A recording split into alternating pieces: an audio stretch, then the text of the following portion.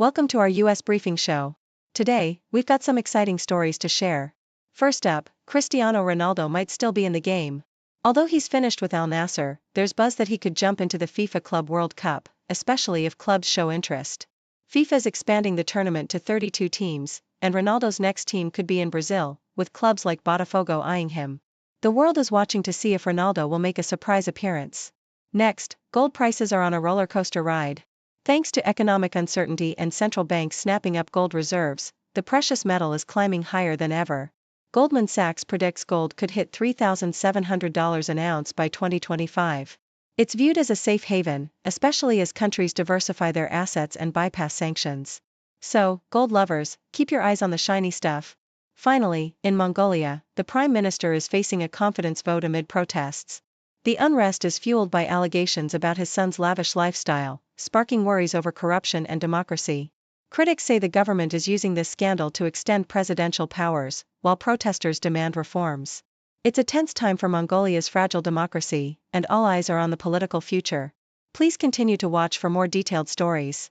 The Australian Broadcasting Corporation vividly depicts Cristiano Ronaldo's recent statement hinting that his chapter with Al-Nassr has ended, yet leaves open the possibility of his participation in the controversial FIFA Club World Cup. This tournament, with roots dating back to 2000, has historically featured the world's top clubs, including Real Madrid, Barcelona, and Manchester United, but has often been dismissed as an inconvenient afterthought due to its modest prize money and congested football calendar.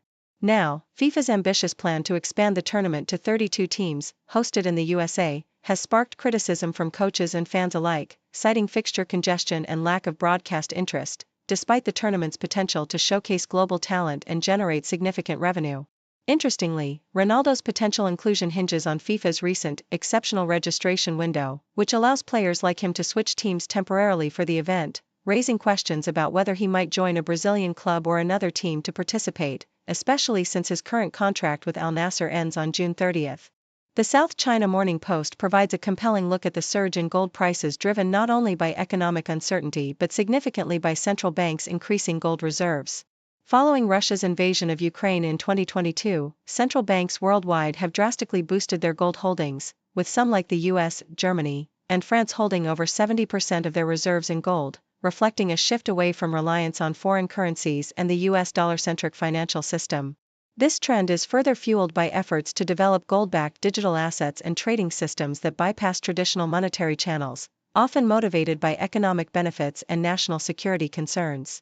Experts predict that this structural shift will keep gold prices climbing, with Goldman Sachs forecasting a rise to $3,700 per ounce by 2025, supported by a growing appetite from investors and central banks seeking stability amid geopolitical tensions, inflation, and trade uncertainties. The South China Morning Post also highlights Chinese Premier Li Chang's diplomatic efforts in Kuala Lumpur, emphasizing China's desire to deepen economic ties with Malaysia amidst escalating US-China trade tensions. During his visit, Li urged Malaysia to safeguard free trade and multilateralism, advocating for expanded cooperation in digital, green, and AI sectors while promoting regional stability through multilateral frameworks involving ASEAN and the Gulf Cooperation Council. This strategic engagement underscores China's broader push to strengthen alliances and counterbalance U.S. influence, especially as Malaysia, under Prime Minister Anwar Ibrahim, leans closer to Beijing, prioritizing economic collaboration over maritime disputes. Li's visit, following President Xi Jinping's recent trip, signals Beijing's intent to foster regional resilience and stability by reinforcing economic partnerships and resisting unilateral U.S. actions, positioning Malaysia as a key player in China's vision for a more multipolar Asia.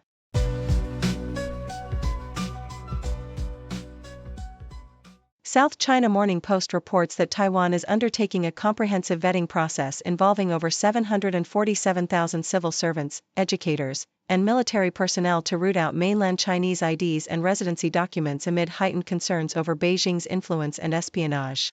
The initial phase scrutinized more than 370,000 individuals, with nearly all affirming they held no mainland IDs or residency permits, though a few had their documents cancelled.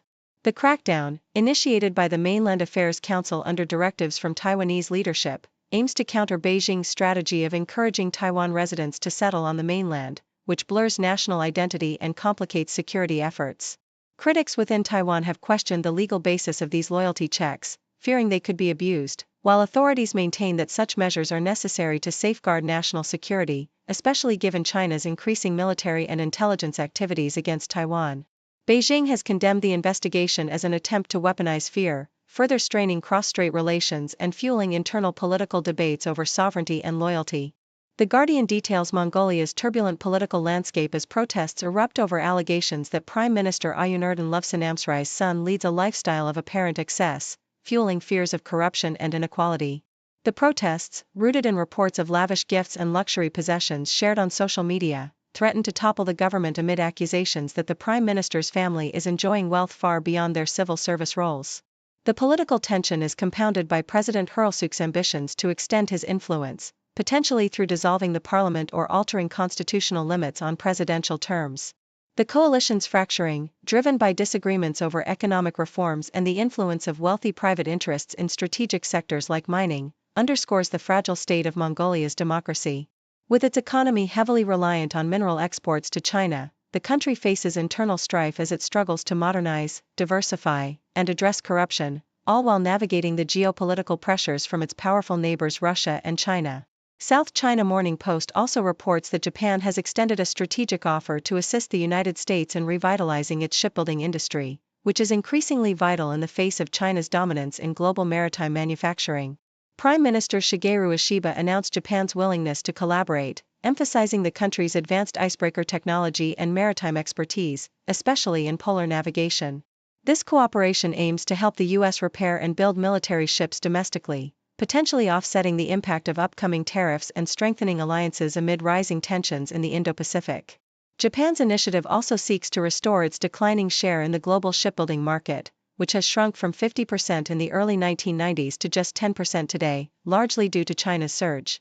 By investing in new facilities, technology, and international partnerships, Japan aims to bolster its strategic maritime capabilities, ensuring it remains a key player in regional security and economic stability while countering China's expanding influence.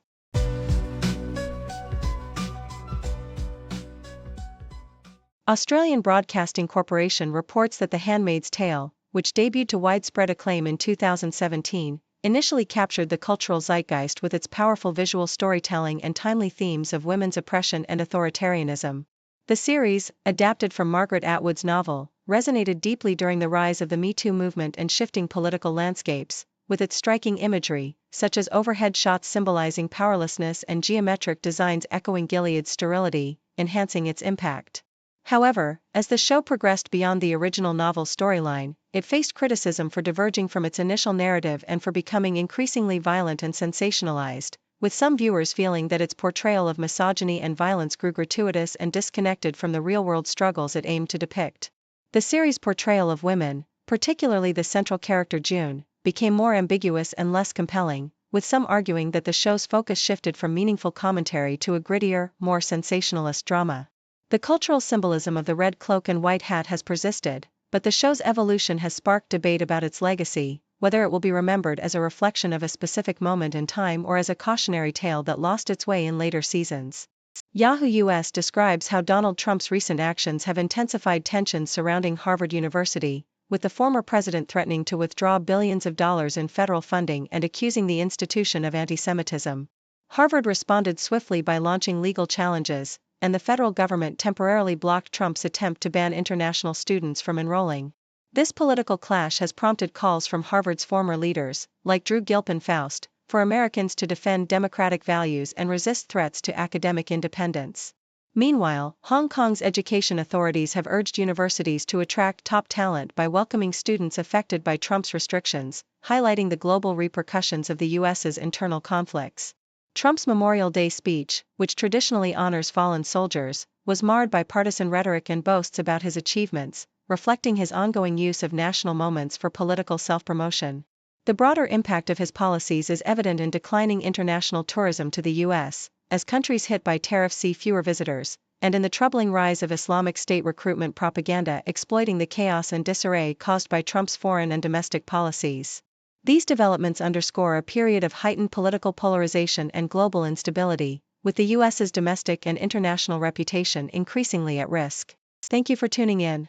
The content above showcases the latest briefing reports and analytical synopses, thoughtfully curated by the 6do team. These insights stem from a wide array of reputable media outlets, think tanks, government sources, and specialized experts worldwide. We encourage you to explore these sources for a comprehensive perspective. Keep in mind that while the content may not always align with the official standpoint of 6do Brief, it's not meant to be taken as absolute directives for decision-making. Comprising seasoned media professionals, learned scholars, and accomplished scientists, the 6do team embodies a trailblazing, fully independent media entity. To customize 6do Brief to meet your professional needs, you have the option to subscribe to a diverse array of briefings on our website, 6dobrief.com. Regardless of your location, you can conveniently receive 6do Brief via email.